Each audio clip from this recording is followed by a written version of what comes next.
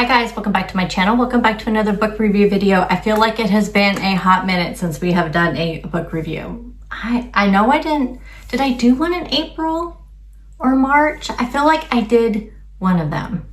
I don't know, but let's talk about the 6 books that I read in the month of May. I probably could have 7 if I just sat down and finished reading the book. Actually, I am listening to an audiobook currently and reading a book, which is what I've kind of been doing. The audiobooks take a little bit longer for me to listen to because most of them are not very work appropriate, and I can't wear earbuds when I'm at work because I constantly have people coming in and out of my office. So because of that, and I work in HR, I have to be very careful about what I'm listening to on my audiobook. So it's really just like when I'm doing stuff around the house, when I'm making dinner, making my lunch, driving to and from work, which I live 1.2 miles away from my work. So not much of a commute. So the audiobooks do take me a while to listen to. And the one I'm listening to, I just started. But the book that I'm reading is one of Frida McFadden's new books, The Tenant. I'm trying to think, did I read her other new book?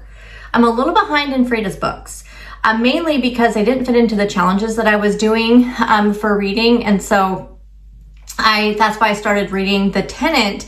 And I thought, oh, I can finish this and get 7 books read. But I have a busy day today, and today is the last day of the month. So we are just going to go with the 6 books that I read. But first, for those of you who don't know, I have a Facebook book club group. I don't know why I can never say that. If you'd like to join the book club, there will be a link down below. This month in the book club, we did a May reading challenge. We did not do a challenge in April, so we kind of took a break in April. But I really struggled the first 2.5 weeks of May. I read 1 book, and that was one that I actually had started listening to on audiobook at the end of April, and I finished it on May 4th, and then I did not read anything for almost a good 2 solid weeks. And then I finished one, I think, on around the 17th of the month. And then the the 5 of the 6 books that I did read, I would say I finished in the last 10 days. I just now got through that reading slump. And one of the things that I had to do was just kind of go away from the challenge. It wasn't the challenge that put me in the slump. I was already kind of going into one at the end of April. And I think I kind of talked about this in one of my chatty vlogs on one of my other videos. I had talked about really being in this huge reading slump. And usually a reading challenge gets me out of that. But I just could not figure out a book to read, and so I just kind of had to go with my just what I was feeling at the moment. And so I think I only ended up reading 3 books that actually could go along with the 9 prompts that we had in our reading challenge. We are doing a June reading challenge, which I just posted in the Facebook book club. Even if you're seeing this late, come on in and you can do the challenge as well. As always, when I'm giving you these ratings, I'm going to give you the Goodreads ratings at the time of filming this video and my personal rating. There'll be no spoilers in this review video. I also have all my notes here in front of me because when I am reading, I kind of take notes. I highlight things because I only read ebooks mostly. I mean, you can see I have a lot of books, but most of the time when I'm in a reading slump, I will go for ebooks, Kindle Unlimited books. So you'll see there's going to be a lot of Kindle Unlimited books in here. Did I read 2 physical books this month? I believe I read 2 physical books this month. And then the rest of them were all ebooks. I recently joined, I keep saying that recently joined. I think it's been I think it's been a year now, almost exactly a year now since I joined Book of the Month. So if you're interested in that, I do have a link down below that will give you your first book for $5. I'm not an affiliate or anything, so it's just something that you'll get also when you join Book of the Month. You'll get a referral code that you can refer to your family and friends. If I found a book through Prime Reading or Kindle Unlimited, I will let you know. There'll be links to these services as well as links to each of the book's Goodreads pages and the Amazon page where you can read the reviews or purchase yourself. If you want to be friends on Goodreads, my link is always down below in all my videos. As always, these tend to be a little bit longer, so get a snack, get a drink, and settle in. So let's go ahead and get into the reviews. I always do my reviews in the order of how I read them, not in the order of how I rated them. I'll give you a description of the book, usually the synopsis from the Goodreads page, and briefly how I felt about it and if I recommend it. So let's go ahead and get into the reviews. Book number 1, Heartbreaker Bay by Rachel Caine. My rating 5 stars, Goodreads rating 4.28 stars. This can be found on Kindle Unlimited. This is the 5th book in the Stillhouse Lake series. Here is the synopsis. They're hunting a killer so silent, so invisible that his unspeakable crimes are the only proof he exists. A car submerged in a remote pond, the bodies of 2 girls strapped into their seats, the mystery of their mother vanished without a trace, leads Gwen Proctor and Keeza Claremont into dangerous territory. On the surface, Gwen's life is good. 2 children approaching adulthood, a committed partner, and a harrowing past dead and gone. But that past is attracting the attention of someone invisible and unstoppable. Trouble's just beginning, so is the body count in this backwoods Tennessee town.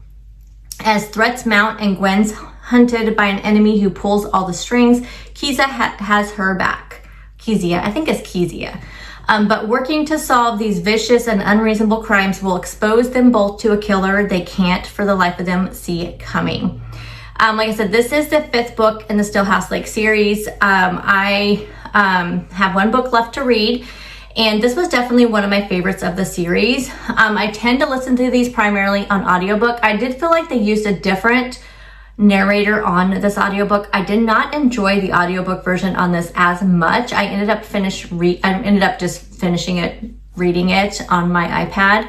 But this one really did have some moments in there where you had to tell yourself, okay, this is a book. Let's suspend our disbelief. I had to, because it's just, there are some moments. Most of the series is not kind of like that, but this one just kind of had some of those moments. But if you're someone who really likes a good psychological series, one that is finished, by the way, which is a plus for me. I really hate when I get myself sucked into books that or series that had just started. And I try not to do that because 1, I have a bad memory. 2, I hate it when they always end on a cliffhanger and you're just like, oh my gosh, I have to wait till the next one comes out to find out what happens. Example right here. The Powerless series. So I read Powerless before, like right before Fearless came out. That's when I discovered it. So I read that. So then I was able to read Fearless pretty closely, but then I had to wait a year for Reckless. I'm sorry, Reckless. Then I had to wait a year for Fearless to come out, and I am almost to the point where I may have to reread Reckless to read Fearless. I think I'm gonna go ahead and read it and see what happens. But that's, this is a series that I'm, that's kind of an example. So I love it when I find series that are done and I can just binge read them. That is my favorite thing. That's what I did with the Bree Taggart series on Kindle Unlimited, but I did catch up to those, but there is a new one coming out. But those ones don't end in cliffhangers, because these kind of series, I feel like the Kindle Unlimited series don't end in cliffhangers. So they're usually pretty good. Now, unfortunately, Rachel Caine did pass away after, I think, in the middle of her last book. And that's why the last book has 2 authors listed, because they did enlist somebody to help them finish the book after she passed away. So there will be no more books in this series or any more books from her. This is the only series I have read by her, but there are a ton of books on Kindle Unlimited. So let me know if you have read any of her other books on Kindle Unlimited, because I'm curious how good they are compared to this series. And let me know if you read the series. I know a lot of you have. The next book is one of the physical books I read, and that is Like Mother, Like Daughter. And actually, I just looked at everything else I've read this month, and this was the only physical book I read this month. I got this from Book of the Month. This is by Kimberly McCreet. My rating 4 stars, Goodreads rating 3.66 stars. It's a really quick read, you could see here. This is the 3rd book I have read by this author. Okay, let's go in the synopsis. This one is a roller coaster. A daughter races to uncover her mother's secret life in the wake of her disappearance in this thriller. When Cleo, a student at NYU, arrives Late for dinner at her childhood home in Brooklyn, she finds food burning in the oven and no sign of her mother, Kat. Then Cleo discovers her mom's bloody shoe under the sofa. Something terrible has happened. But what? The polar opposite of Cleo, whose out-of-control emotions and unsafe behavior have created a seemingly unbridgeable rift between mother and daughter. Kat is the essence of Park Slope perfection, a happily married, successful corporate lawyer, or so Cleo thinks. Kat has been lying. She's not a lawyer. She's her firm's fixer. She's damn good at it too. Growing up in a dangerous group home taught her how to think fast, stay calm under pressure, and recognize a real threat when she sees one. And in the days leading up to her disappearance, Kat has become aware of multiple threats, demands for money from her unfaithful soon-to-be ex-husband, evidence that Cleo has slipped back into a relationship that's far riskier than she understands, and menacing anonymous messages from her past, all of which she has kept hidden from Cleo. So, this book, I told you, it takes you, like, for such a short book, it takes you like all over the place. Like the things that Cleo, when she's trying to find her mom, she is like going to all these people. She's going to her mom's boss. She's talking to her friends. She is discovering all these things about her mom that just blows her mind. And it kind of talks about here in the synopsis that her mom growing up in a group home. So she was in the foster care system and she grew up in a group home, and the things that happened to her in that group home, her daughter never knew about. Like, she knew she grew up in the foster care system, but I don't think she had any idea the magnitude of how this affected her mom growing up. And like I said, it took you everywhere. Like I mentioned, this is the third book I've read by this author. I gave all the other 2 books I read 5 stars. This one was just shy of a 5-star read for me, and that was due to the ending. I think the ending was supposed to be this huge, like, reveal, twisty, climatic thing. And to me, it was a bit anticlimactic for me. And I don't know. For me, I feel like because the pace of this thriller was pretty quick. I mean, it had a nice pace, had really good characters. Even like the ex-husband, who was not actually her current husband, but they're separated. But her husband, who was the worst of the worst, pretty much. I mean, you find that out early, and there's really no, it kind of talks about it here in the synopsis, so it's not really giving away anything. But he was still an interesting character. All the characters were interesting. Finding out about her mom's real job and what she really does, the cast of characters around her mom's job, the people that she's helping fix things. So good. And there's actually some surprise help that Cleo gets when she's trying to find her mom, which was just, again, a great cast of characters that were helping her kind of get through this. But when the ending happened, it was just kind of like, I mean, it was a surprise. Like, I had no idea. Like, I did not even guess it at all. But it just wasn't that punch, that boom. But it did not take away from the story, you guys. Read this book. It is really good.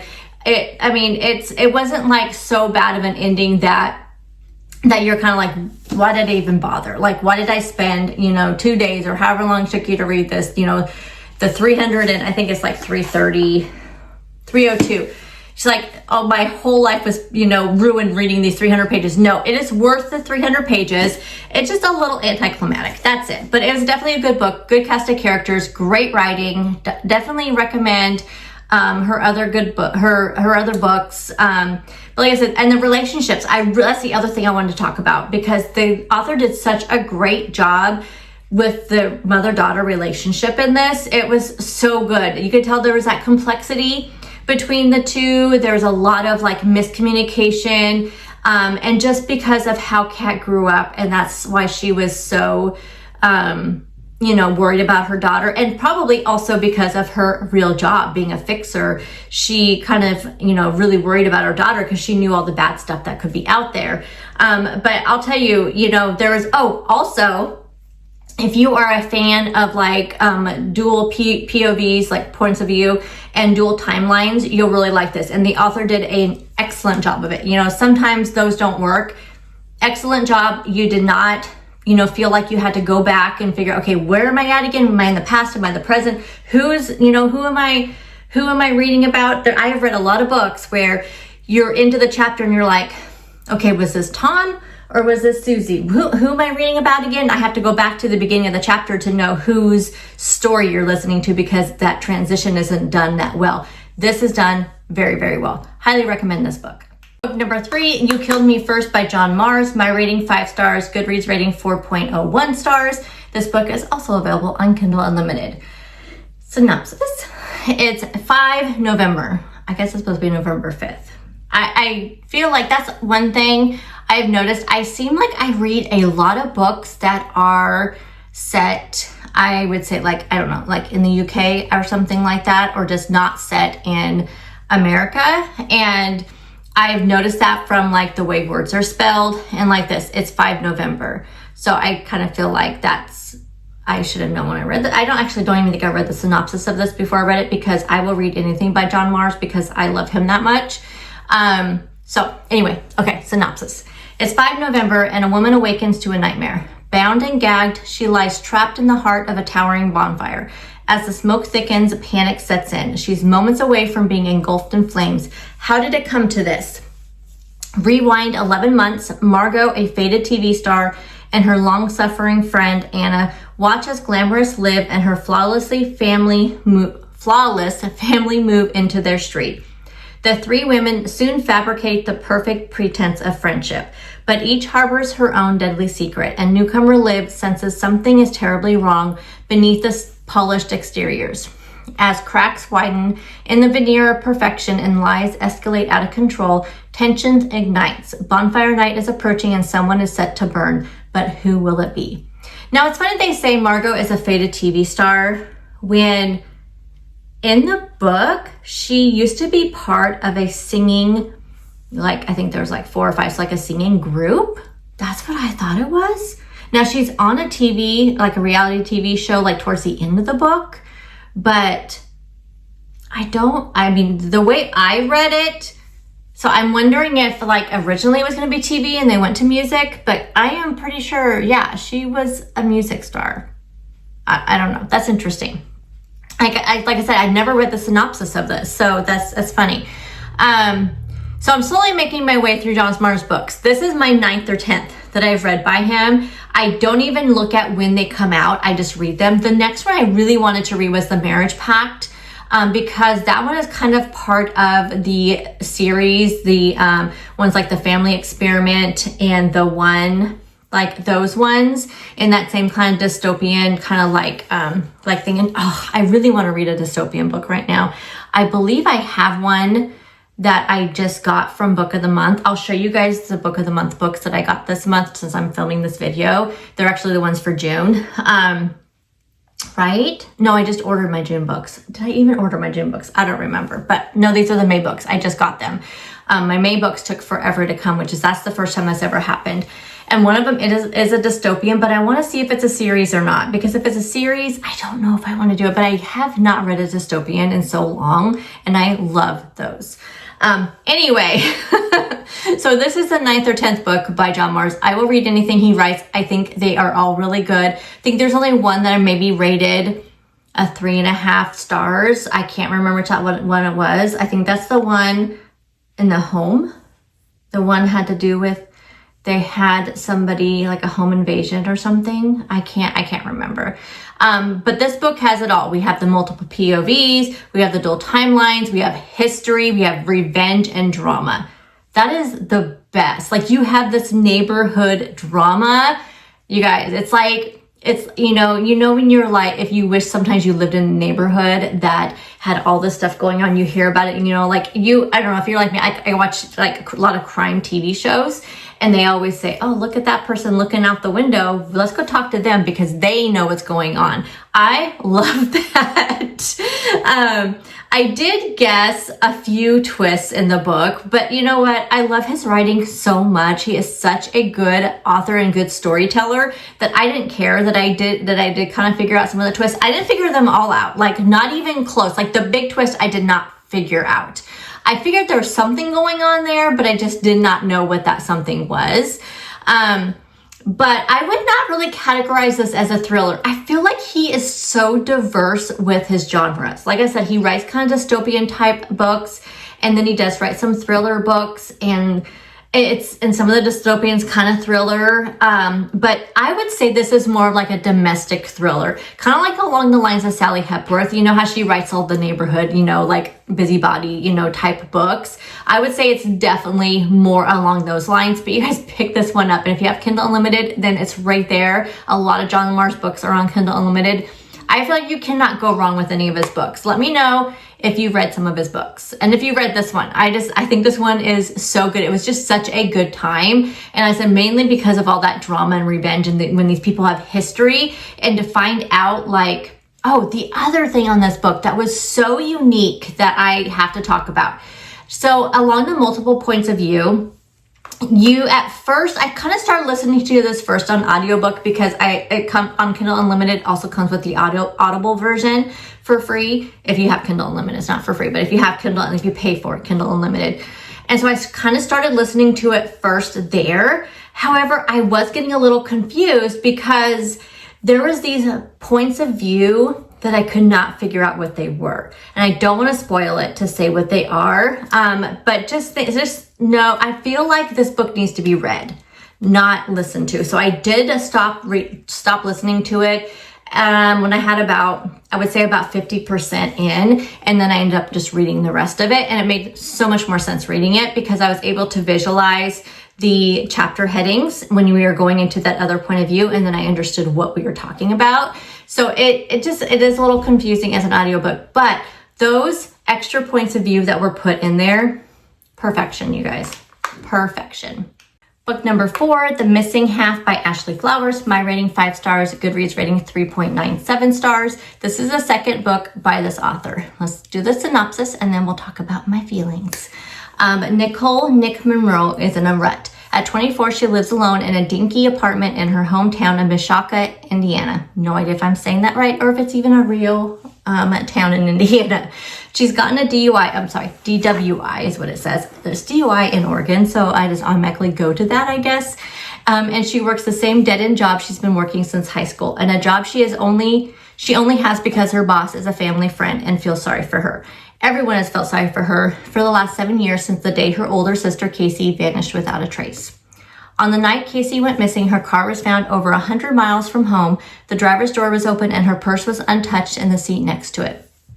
And the only real clue in her disappearance was Jules Connor, another young woman from the same area who disappeared in the same way 2 weeks earlier. But with so little for the police to go on, both their cases eventually went cold. Nick wants nothing more than to move on from her sister's disappearance and the state it's left her in. But then one day, Jules' sister, Jenna Connor, walks into her life and offers Nick something she hasn't felt in a long, now it says in a long hope. I don't know if I copied this wrong. I think it's supposed to be a long time hope. What follows is a gripping tale of two sisters who will do anything to find their missing halves, even if it means destroying everything they've ever known. So this book had it all for me. We have short chapters, small town secrets, strong female leads. It was fast paced, it was suspenseful, engaging, and it had a great twist, like a great twist. I did not see it coming at all. If people say they did, I don't know how. Like, honestly, I did not see it coming. I read this book in one day, which really it was like it was like I started reading it one night after work, and then I finished it the next day after work. It thoroughly entertained me. It was so good. I do recommend the first book as well. I do feel like this one's better. I know the first book gets a lot of hate because they say it's so similar to some true crime real life cases, but that is what she does. That is her life. She has a true crime podcast. So I don't know if just because she just wrote kind of what she knows. But this one I felt was much better written, and the story seemed to be very unique and different. So I really liked it, and I do look forward to reading more from this author. Book number 5, Three Mothers by Hannah Beckerman. My rating 4 stars, Goodreads rating 4.14 stars. You can find this on Kindle Unlimited. A heartbroken mother. When 17-year-old Isla Richardson is killed in a hit-and-run accident, a community's lives are thrown into disarray. For Isla's mom, Abby, mom. So again, one that's not from, and I actually listened to this one on audiobook, by the way. It is her second devastating bereavement, having lost her husband 5 years ago. As Abby begins to uncover secrets about Isla's life, she's forced to rethink everything she thought she knew about her family. Mother 2, a supported best friend. For Abby's best friend Nicole, the tragic death sets in motion a chain of events that will have irreparable consequences for her husband and her 2 sons. A determined mom. For Jenna, Isla's death threatens to expose secrets about her son's past that she has done everything in her power to hide to secure him a better future. A tragedy unites them, but it could also tear their families apart. So yes, I listened to this one on audiobook. It was a good audiobook with an engaging narrator. It was really good. Sometimes I have trouble listening to narrators that have an accent, just because, again, I'm not like always, if I am listening, like this one I was able to listen to a little bit at work because it was clean. It wasn't like a gory thriller, psychological thriller, people being killed by serial killers or anything like that. Did not use bad language or anything like that. So, sometimes though, if I'm listening to somebody who has an accent, just because I'm not used to hearing that, and it was like a, English accent, I will miss things. And, if it's a book so I did have to rewind a little bit. So then I finally told myself, okay, I can't listen. When I got really deep into the story, I had to like stop listening to it while I was at work. And I did end up finishing this, reading it through my Kindle app. And this is a pretty fast-paced book. It has multiple points of view. I think all 3 of the mothers were really well developed and interesting. There wasn't anybody really unlikable as far as the mothers were concerned, but even the kids were really likable. There was one person that, yes, we're going to hate him. So there's one person we don't like. But I can't talk about that or it'll spoil it. I can't talk about why we don't like him. The teen characters were also illustrated perfectly. I felt like they were written their age. They weren't doing things that seemed out of age for them. Sometimes I do find that in some books. But I do think the story itself was believable. That's the other thing. So it wasn't one you have to suspend your disbelief. Can't speak. We're like, I don't know how many minutes in. But I do think it was a believable story and unfortunately something that could happen. The dual timelines and multiple points of view worked very well. I do think some of the parts kind of dragged on more than they needed to. It made the book seem very long. Like I think the book is only 325 pages.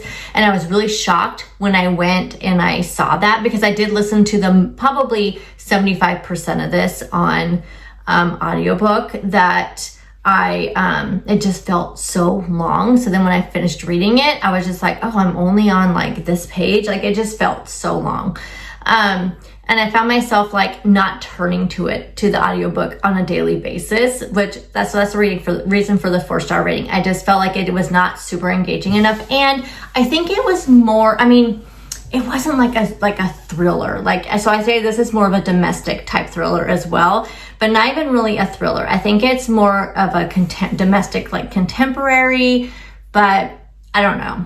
I'm not sure what you would really genre that one, but it was good and I would recommend it. And I have seen several other books by this author on Kindle Unlimited, so I will definitely pick them up. But if you know any other books that I should read by her, let me know. And the last book I read in the month of May was Long Time Gone by Charlie Donnelly. My rating 4 stars, Goodreads rating 4.19 stars, and I also found this on Kindle Unlimited. Let's get to the correct synopsis. I actually already filmed this part and I started reading the synopsis and I was like, this is not the book that I read. And then and as I was reading, I'm like, I did read that book. That was a book from whenever the last book review video I did, because I just used my same documents note thing and I just copy and paste things out of there. And I was reading, I'm like, this is not the right book. So I'm glad I discovered that because I just finished this book, not yesterday, but the day before. So very funny. Anyway, here's the real synopsis. When Dr. Sloan Hastings submits her DNA to an online genealogy site for a research assignment, her goal is to better understand the treasure trove of genetic information contained on ancestry websites. Brilliant and driven, Sloan is embarking on a fellowship in forensic pathology under the renowned Dr. Olivia Cuddy. Sloan has one reservation about involving herself in that she's adopted. Careful for Grateful for a loving home, she's never considered tracking down her biological parents.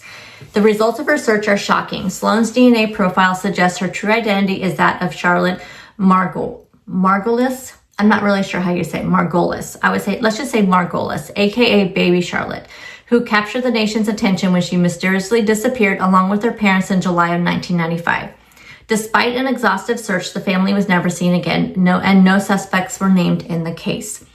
Sloane's discovery leads her to the small town of Cedar Creek, Nevada, the site of her disappearance. It also leads her to Sheriff Eric Stamos. The Margolis family's influence and power permeate every corner of Harrison County, and Eric is convinced that in learning the truth about her past, Sloane can also help discover what happened to Eric's father, who died under suspicious circumstances soon after he started investigating the case, which was her disappearance.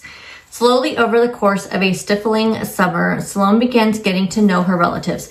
Though initially welcoming, the Margolis family is also mysterious and tight-lipped. Not everyone seems happy about Sloane's return or the questions she's asking. And the more she and Eric learn, the more apparent it becomes that the answers they both seek are buried in a graveyard of Margolis family secrets that some will do anything to keep hidden, no matter who else has to die. Oh my gosh, I'm sorry you guys, that was a terrible reading. This is the second book by this author that I read. The other one was called Those Something Eyes, Those Empty Eyes. That sound right? It was very good book.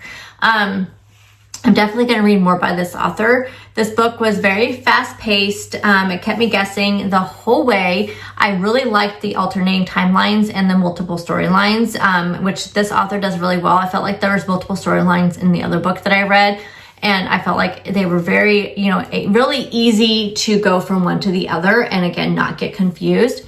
Very well developed main characters and also supporting characters, and like if you were supposed to hate them, you hated them, and it wasn't one of those things where you just couldn't read about them. So definitely really good characters. I didn't love the ending, so that was really the main reason why I couldn't give it a 5-star. I did again find it a little anticlimactic. And since I read this in a little over a day, so I started reading this like a midday, and then I finished it like the next night after work. And because of that, it just felt like such a letdown when you have this really super fast-paced thriller and then all of a sudden you get to the ending. I think that anticlimactic endings work if the book is more of a slower paced book or like a slow burn. I think that's when those anticlimactic endings work. But when you have a really fast paced thing going on, it's really hard to, not be a little let down. I do feel like this is very relevant to today's world with the DNA stuff, because you've heard a lot of things that have happened when people put their DNA into these systems, and the fact she was just doing it because she had to. She was assigned this to do this, so she didn't do it because she wanted to. Because like I said, I was talking about a fellowship for her forensic pathology. She wants to be a medical examiner, pathologist. And she's already gone through medical school. She's like 30, she's 30. It was actually kind of funny because the last part of this book was like, it said like June 27th, 2025. And I'm like, wait a second. Like it kind of threw me for a loop because each of the chapters like has a date. And because you are going back from 1995 to 2024. And then at the end, you're at 2025. And I'm just like, wait a second, June 27, 2025. That hasn't happened yet. So it's very weird to read that. I thought that was kind of interesting. I do think this book just came out. But still, I thought that was kind of interesting that it fast forwarded to a time that hasn't even happened yet. So that was a little odd. But anyway, I did think so she was assigned to do this. So they all have to do a research project as part of their fellowship. And it's a 2-year long fellowship. And so they have to do this research thing, and they are assigned a project. So they can't choose it. They are given it from their mentor.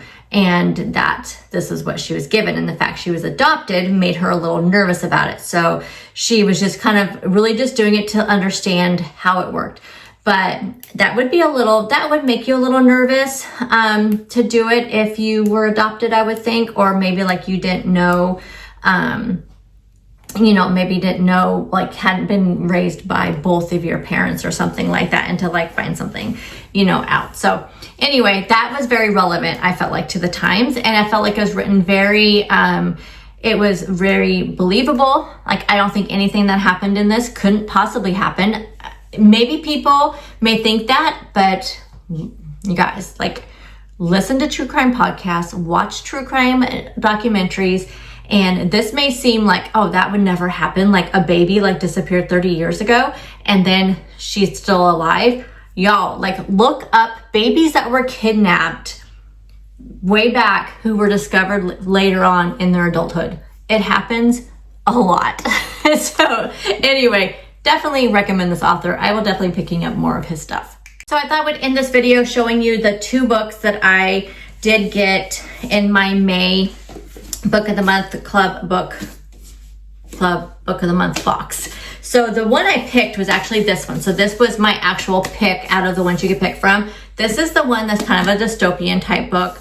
It is rather large, but it's also rather beautiful. The Silver Elite by Danny Francis. I don't have my reading glasses in here, or I would, I don't think I can read this to you. But anyway, yes, this is definitely kind of a fantasy dystopian type book, and it is rather long. So I do want to find out if this is a series first before I read it. I may just gotta move on to one of these books. And then the add-on, because I am a BFF member, so like after you get so many boxes, you become, you like your relationship status will change based on your, based on how many books that you purchase. It's $16.99 a month, and then you get to pick one book, and then as your relationship gets up, you can pick add-ons for cheaper. So I got this one for $11.99. And this is Catherine Center, who is now one of my favorite auto-read romance authors. So I will definitely, every time I see one in the Book of the Month, I will pick up her books. And if not, I will just purchase them because I really like them. This is her newest book that just came out. I'm not sure. I think it came out in May. I think it came out sometime in May. But it's definitely a very short one. So this, I think I can definitely use this for my June reading challenge in my book club. So again, if you want to join the book club, go over onto Facebook and join. And that is everything, you guys. Thank you guys, as always, for taking time to tune into my videos. Let me know what you guys are reading. How was your reading month? Can't wait to hear. And I will see you guys next month for another book review. Bye, guys.